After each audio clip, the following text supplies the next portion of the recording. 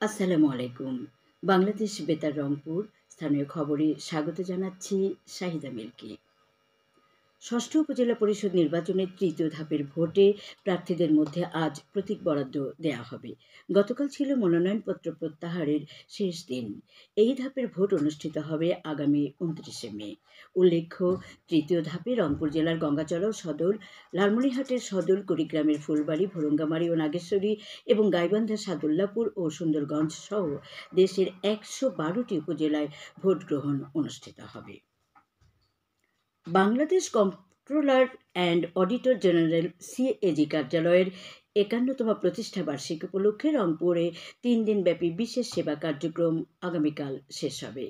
বিভাগীয় কমিশনার মোহাম্মদ জাকির হোসেন গতকাল এর উদ্বোধন করেন। এ উপলক্ষে রংপুর সিএজি কার্যালয়ে বিশেষ সেবা কার্যক্রম পরিচালনা করা হচ্ছে। সংশ্লিষ্ট সকলকে সেবা গ্রহণে অনুরোধ জানানো হয়েছে। এসব সেবার মধ্যে রয়েছে লাইফ ভেরিফিকেশন অ্যাপ সম্পর্কে অবহিতকরণ ও হাতে কলমে প্রশিক্ষণ, ওয়ান স্টপ সার্ভিস ও হেল্প ডেস্ক, কল সেন্টার ও ওয়েবসাইট সম্পর্কে অবহিতকরণ, পারিবারিক পেনশন প্রক্রিয়াকরণ, প্রাপ্যতা মঞ্জুরি বিষয় পরামর্শ প্রদান, পুনঃস্থাপিত পেনশন প্রক্রিয়াকরণের ক্ষেত্রে প্রাপ্যতা ও করণীয় বিষয়ে পরামর্শ প্রদান, প্রতিবন্ধী সন্তান ও তার প্রাপ্যতা বিষয়ে সর্বশেষ বিধিমালার আলোকে পরামর্শ প্রদান, সরকারি কর্মচারীগণ কর্তৃক জিপিএফ হিসাব খোলা ইত্যাদি বিষয়ে পরামর্শ প্রদান করা হচ্ছে। রংপুর বেগম রোকেয়া বিশ্ববিদ্যালয়ের একাডেমিক ভবনের কেন্দ্রীয় পরীক্ষা হলে সাইবার ক্রাইম ও মাদকাসক্তি রোধে সচেতনতামূলক এক সেমিনার গতকাল অনুষ্ঠিত হয়। বিশ্ববিদ্যালয়ের উপাচার্য প্রফেসর ডক্টর মোহাম্মদ আসিফুর রশিদ এতে প্রধান অতিথি ছিলেন। বিশ্ববিদ্যালয়ের প্রক্টর মোহাম্মদ শরীফুল ইসলাম এতে সভাপতিত্ব করেন। প্রধান অতিথির বক্তৃতায় উপাচার্য বলেন, তথ্য প্রযুক্তির বর্তমান যুগে শিক্ষার্থীদের পড়ালেখা ও গবেষণার জন্য ইন্টারনেট ব্যবহার বেড়েছে। ইন্টারনেটের অবাধ বিচরণের পাশাপাশি সাইবার অপরাধের শিকার হওয়ার ঝুঁকিও বৃদ্ধি পেয়েছে উল্লেখ করে তিনি সাইবার অপরাধের হাত থেকে রক্ষা করতে ইন্টারনেট ব্যবহারে শিক্ষার্থীদের আরও সচেতন হওয়ার আহ্বান জানান। সেমিনারে বিভিন্ন বিভাগের শিক্ষক ও শিক্ষার্থীরা উপস্থিত ছিলেন। জয়পুরহাট জেলা মাদকদ্রব্য নিয়ন্ত্রণ কমিটির মাসিক সভা গতকাল জেলা প্রশাসকের সম্মেলন কক্ষে অনুষ্ঠিত হয়েছে। জেলা প্রশাসক সালেহিন তানভীর গাজী এতে সভাপতিত্ব করেন।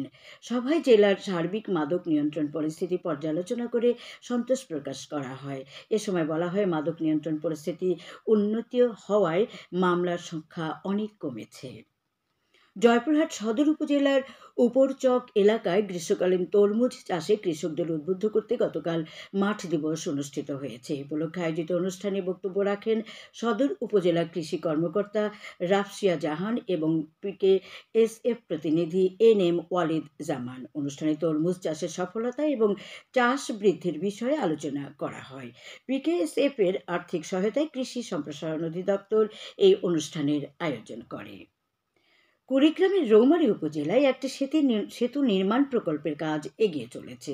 এজন্য ব্যয় করা হচ্ছে ২,২৩,০০,০০০ টাকা। প্রকল্পের আওতায় উপজেলার বিজেপি কোম্পানি সদর থেকে ইছাকুড়ি গ্রাম হয়ে বড়াইকান্দি বারোয়ার গ্রাম সড়কে একটি আরসিসি গার্ডার সেতু নির্মাণ করা হচ্ছে। স্থানীয় সরকার প্রকৌশল অধিদপ্তরের তত্ত্বাবধানে ইতিমধ্যে প্রকল্পের প্রায় ৭০% কাজ সম্পন্ন হয়েছে। বাকি কাজ আগামী জুন মাস নাগাদ শেষ হবে বলে আশা করা হচ্ছে।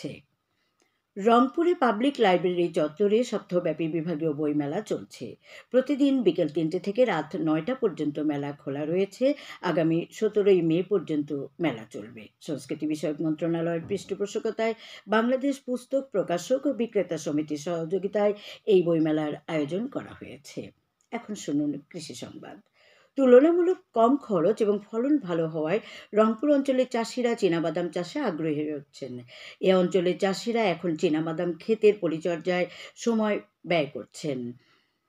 চলতি মৌসুমে এ অঞ্চলের 5টি জেলায় ৫,২১৫ হেক্টর জমিতে চীনাবাদাম চাষের লক্ষ্যমাত্রা নির্ধারণ করা হয়েছে। এর মধ্যে রংপুরে ১,০৫০, লালমনিরহাটে ১,৬৪৪, নীলফামারীতে ৯২৫, কুড়িগ্রামে ৬৭০ এবং গাইবান্ধায় ৯৭ হেক্টর জমিতে চীনাবাদাম চাষ করা হচ্ছে। কৃষি সম্প্রসারণ অধিদপ্তরের রংপুরের অতিরিক্ত পরিচালক ওবায়দুর রহমান মণ্ডল জানান, সবচেয়ে বেশি চীনাবাদাম চাষ করা হয়েছে লালমনিরহাট জেলায়। চাষে সহায়তার জন্য চাষিদের কারিগরি পরামর্শ দেওয়া হচ্ছে। সবশেষে আবহাওয়া। আজ সন্ধ্যে ৬টা পর্যন্ত পূর্বাভাসে বলা হয়েছে, খুলনা, ময়মনসিংহ ও সিলেট অঞ্চলের উপর দিয়ে পশ্চিম উত্তর পশ্চিম দিক থেকে অস্থায়ীভাবে ঘন্টায় ৪৫ থেকে ৬০ কিলোমিটার বেগে দমকা থেকে ঝোড়ো হাওয়া বয়ে যেতে পারে। সেই সাথে বৃষ্টি অথবা বজ্রসহ বৃষ্টিপাতের সম্ভাবনা রয়েছে। এসব এলাকার নদীবন্দরসমূহকে ১ নম্বর সতর্কতা সংকেত দেখাতে বলা হয়েছে। খবর শেষ হলো। আমাদের পরবর্তী স্থানীয় খবর প্রচারিত হবে দুপুর ২টা বেজে ৫ মিনিটে।